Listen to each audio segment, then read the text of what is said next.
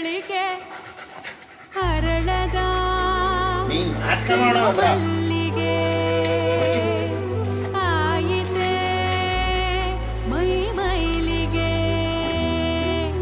ಹರಿಯದ ಕಿರುಮಲ್ಲಿಗೆ ಅಳುತ್ತಿದೆ ತುಸು ಮೆಲ್ಲಗೆ. ಗಿಡ ಕಿತ್ತಾಕ್ ಬಂದ್ರ ಏನೇ